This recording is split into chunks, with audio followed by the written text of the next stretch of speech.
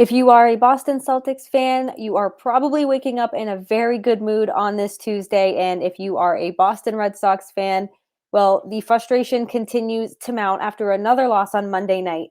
Welcome to the Locked On Red Sox podcast. Thank you for making Locked On Red Sox your first listen of every single day. I am your host at NESN's Lauren Campbell, and there's a lot to break down from Monday's 6-2 loss. There's yet again, another routine defensive play that should have gone the Red Sox way that just could not get handled. The offense continues to be dead at this point.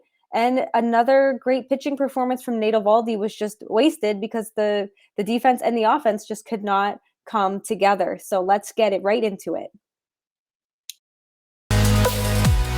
You are Locked On Red Sox, your daily Boston Red Sox podcast. Part of the Locked On Podcast Network, your team every day.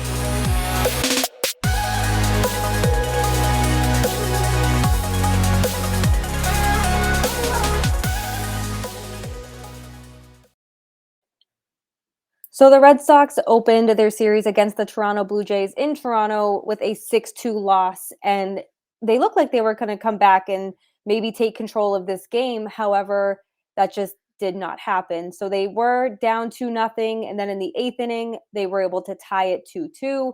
They looked like they were making smart plays at the plate, being patient, sacrifice flies, sacrifice bunts, and in the bottom of the 8th inning, everything seemed to kind of fall apart for Boston.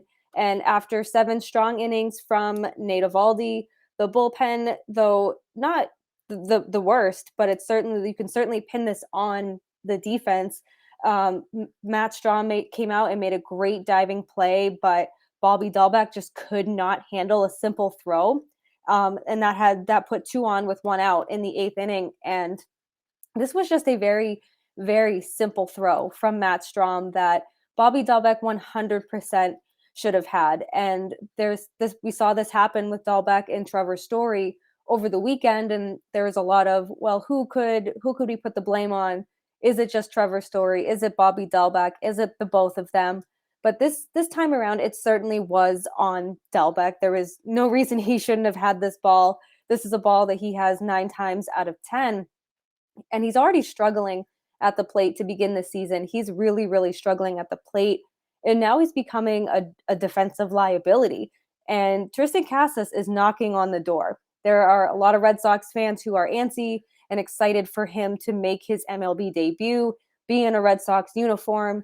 And the more Bobby Dalbec struggles at first base, the more reason it gives the Red Sox to maybe consider calling Casas up, giving him a shot and seeing what they have in him at the big league level. He is doing well with the Woo Sox. So not a good look for the Red Sox, especially after their last loss with the routine play in the 10th inning that should have ended the game, and that should have been a win for the Red Sox. Like Jake and I had said, the Red Sox easily could have swept the Tampa Bay Rays or taken at least 2 out of 3 from them over the weekend. But the defense, the offense, it's just not looking good for the Red Sox right now. And we're only 17 games into the season. There's certainly no reason to panic at all. I think from Monday's episode, we did see a lot of our listeners were still very optimistic about this team. It's April. One listener brought up that the Red Sox do struggle throughout the first month of the season. And it's not good to see, especially against AL East teams. You're going to be competing against these teams all season for a spot in the postseason. And the Red Sox right now are just having a really, really hard time competing against these guys. And these are teams, like I said, they're going to be competing with them all season. And they need to get these wins. They need to get these wins early. This game was within reach for the Red Sox until the bottom of the 8th when they loaded the bases and Bo Bichette just launched a grand slam into right field. So there's still a lot of areas of concern for this team. I don't think defense is certainly something to raise a red flag at right now. I still think we need to look at the offense because that's where they're continuing to struggle. They're still not scoring with runners in scoring position. They're not hitting with men on base, and they're leaving runners on base game after game. They're not taking advantage of these opportunities. And we thought going into the season that this was going to be a team where we look at them and think, this pitching is going to be the problem, going to be the reason the Red Sox lose all these games. And it really hasn't been. It's been because the offense cannot produce, and they're not producing at all. They're not producing at the right times. They're not taking advantage of the opportunities in front of them. And they've had several of them. It's not like they're just having bad luck at the plate. They're having a lot of impatience at the plate. And this is really self-inflicted. I mean, they need to continue, or they need to be patient at the plate. They need to stop swinging so early in counts and just work the count, make the pitcher work, and be patient. Make sure you have the right pitch to drive in these runs, because then you're going to lose games by 3-2, 4-2. And it was another game where they failed to score more than 4 runs. So it's just, as a Red Sox fan, it's really, really frustrating to see how the Red Sox have this stacked offense. That we heard all offseason that it was the offense that was going to carry this team. The offense was going to be the reason that this team was going to be dangerous. And it's the reason they're losing games. And like I said, there's no reason to panic. There's no reason to go into overdrive and say, blow up this team. This team sucks. They're not a postseason team, because it's only April. We have a lot of baseball left to be played. We have well over 100 games left, and it will come together. It's not fun to see your team and your home team and the team that I cover professionally start the season off this way, but this is the reason we play 162 games, right? There's going to be struggles, there's going to be humps to get over, but at the end of the day, they're going to figure it out. They have to figure it out. If we're still, the end of May, early June, and this is still happening, okay, then there's going to be reason to panic. The trade deadline, there's going to be a lot of eyes on the Red Sox if they could be so far out of it in June. But we're not thinking that far down the road. We are just thinking about the here and now, and how Monday's game was just another showing of ugly offense, sloppy defense, and Nate Eovaldi pitching well, doing everything he can to give his team the win, but the offense just not backing him up to do so. They're making Nate Eovaldi look like Jake DeGrom, right? No run support. They're getting him absolutely nowhere in the game, and it's frustrating when you see Nate Eovaldi give you 7 innings, strike out 5 hits, no walks. He's limiting his walks, and the offense can't do anything. So we will talk more about the offense in the second segment of the Locked On Red Sox podcast. But first, I do want to tell you about BetOnline. BetOnline.net is your #1 source for all your betting stats and sports info. Find all the latest sports developments, league reviews, and news, including this year's basketball playoffs, which, if you're a Celtics fan, you're loving everything about it right now, and the start of the Major League Baseball season. BetOnline is your continued source for all of your sporting wagering information, from live betting to playoffs, esports, and more. Head to the website today or use your mobile device to learn more about the trends and all the action. BetOnline, where the game starts. Thank you for making Locked On Red Sox your first listen. For your next listen, check out the Locked On Now podcast, recaps of MLB games with analysis from our local experts, taking fans through the season like no other network. It's free and available wherever you get your podcasts. So this offense that we've talked about several times on this podcast, and how much they have struggled once again Monday. They were 2 for 9 with runners in scoring position, and they left 5 men on base. You just can't do that against any team, really, but especially AL East teams like the Blue Jays, the Rays, the Yankees, because when you have the opportunity to score against good teams in your division, teams that you are fighting for in the AL East, you need to take advantage of it. And I think the Red Sox are much too far in their own heads right now. You see them just swinging at every single pitch, first pitch, second pitch. They're up in the count 1-0, and they're swinging at anything that comes their way. And again, I know they're desperate to try to score runs. They're desperate to try to win games. But when you have the opportunity, you need to step out of the box, take a breath, get in there, and just put your focus on the baseball. They're doing too much. They're trying to get ahead of everything, and it's just not paying off. And I think that the patience really, really needs to start coming to the Red Sox, because there's none of it. No one has plate patience. They're just trying to drive the ball. Again, I appreciate it, but if they want to win games, there's no way they're going to win if they're swinging at every first and second pitch. They really need to just look at who they're facing, and it could be a Max Scherzer, it could be a Jose Barrios, it could be anyone. It could be anyone out there. You need to make them work because you're going to get a lot out of AL East pitchers in particular, and they're not going to be easy to face.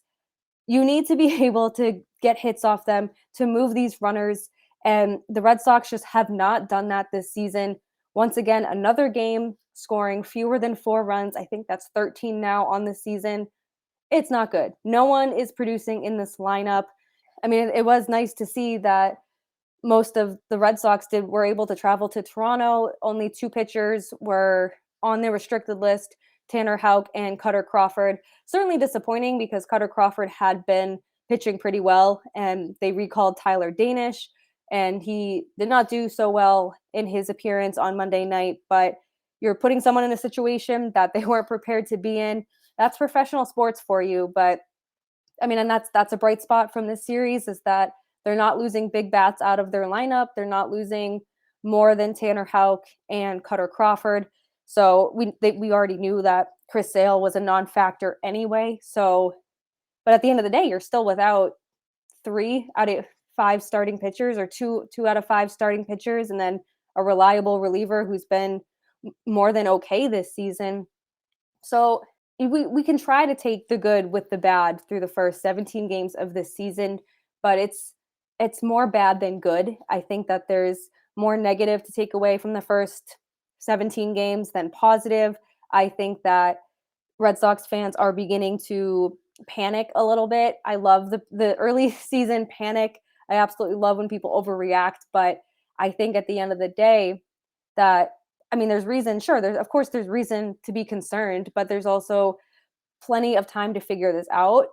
But you don't want to wait until the last minute, till all of a sudden you go on this major run in July or August when you're trying to play catch up and you're winning 10 of 12, you're going on a big 10-game win streak. But also, if you think back to, if we just won 2 from the Tampa Bay Rays, if we had just been able to win 1 against the Blue Jays, we'd be in a much better position. You definitely don't want to think about it like that. But like I said, there's still plenty of time for the Red Sox to figure this out. It would just be ideal if they figured it out sooner rather than later. It'd be nice if this defense can figure out how to make routine plays that could either end the inning or end the game and put the Red Sox in a better position to win. It'd be nice if this offense could start generating and start using their bats, start being patient. I've been preaching patience this entire episode, and if the team could they just need to come together. It's so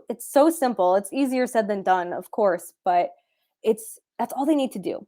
They need to come together because Nathan Eovaldi goes 7 brilliant innings. That's the longest a starter has gone for the Red Sox all season. He does what he can. He does what the Red Sox needed him to do. And the offense is just like, no, thank you. So I still think the offense is the biggest issue after the first 17 games of the season. And I do think that they'll figure it out. I think it's just a matter of time. We can still play the shortened spring training game. We can still play Trevor Story's shortened spring training. But at some point, that excuse is going to run out, and these bats are just going to need to figure out how to start producing runs. You can't be 2 for 9 with runners in scoring position and expect to beat a team like the Blue Jays, or expect to beat a team in the AL East, maybe, unless it's the Orioles. But it's becoming such a negative trend that it's not.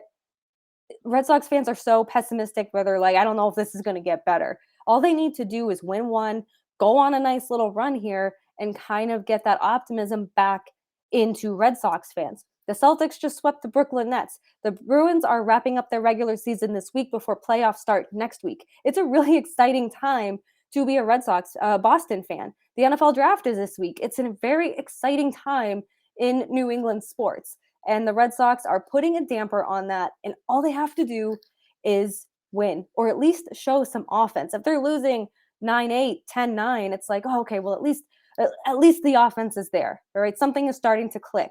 We still want the wins. Of course, we want the wins. But In such an exciting time in Boston sports, the Red Sox have to play Black Cloud. They have to rain on our parade. But like I said, one win, and then they can just go on a little run here, put that optimism back into Red Sox fans, and keep this really exciting time going. In our third and final segment of the Locked On Red Sox podcast, I'm going to end the show with our mental health minute. But first, I want to tell you about Rock Auto. With the ever-increasing number of makes and models, it's now impossible for your local chain auto parts store to stock all the parts you need. Why endure often pointless or seemingly intimidating questioning and wait while the person behind the counter orders the parts on their computer, choosing the only brand that their warehouse just so happens to carry? You have computers with access to rockauto.com at home and right in your pocket. You can save time and money when using Rock Auto. Rock Auto is a family business serving do-it-yourselfers for over 20 years. They have everything you could ever need: brake parts, tail lamps, motor oil, and even new carpets. Go to rockauto.com right now and see all the parts available for your car or truck. Write Locked On in their How Did You Hear About Us box so they know that we sent you. Amazing selection, reliably low prices, all the parts your car will ever need. rockauto.com. So as we always do, we're going to end this show with our mental health minute. And I am going back to work on Tuesday after 9 wonderful days off. I was able to spend a few of those days in the Outer Banks with my fiance and his family.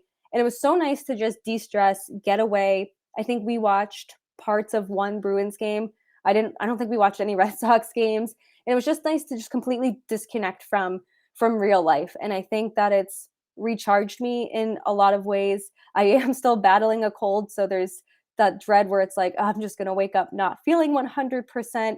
But I obviously, if I worked last week, I'd probably feel a lot worse. So I'm happy to have had that time to just get away and spend actual time with my fiance, not just eating dinner or hanging out on the couch watching the Celtics, like able to spend just real quality time together. We're getting married in 3 months, so we're down to the wire, just trying to get everything together. It's going really well. It's like I'm having so much fun planning this wedding with him, but at the end of the day, it's still a big stress factor in our lives, and it was just nice, like I said, to get away from real life, disconnect, and not think about one singular thing for 9 days. So I am super excited to get back to work and cover the Red Sox and the Bruins, and Bruins are beginning their playoff run next week. So that's going to be a lot of fun. Hopefully the Red Sox can get it together and make my job more fun than it already is. But I'm going to end this show there. Thank you, as always, for making Locked On Red Sox your first listen of every single day. Be sure to follow Locked On Red Sox on Twitter at LO_Red Sox. Me, Lauren, 3 Laws, Lauren with 4 R's, and Jake at Jake Iggy. He hopefully will be back Wednesday. He just had a scheduling conflict with work. Rate, review, and subscribe to the Locked On Red Sox podcast right here on YouTube, Apple, Spotify, wherever you get your podcasts. And also check out all the other MLB shows across the Locked On network. Locked On Blue Jays, I'm sure they're having a great time over there. Locked On A's, Rays, Yankees, Astros. Everyone's doing a really, really great job. We're so excited baseball's back and talking about baseball full time. And now that you've made Locked On Red Sox your first listen, head on over to Locked On MLB to make it your second listen. Paul Francis Sullivan, but please call him Sully, brings you his unique perspective of the major leagues, both past and present. It's free and available wherever you get your podcasts. Have a great day. We'll see you Wednesday. Let's go Red Sox.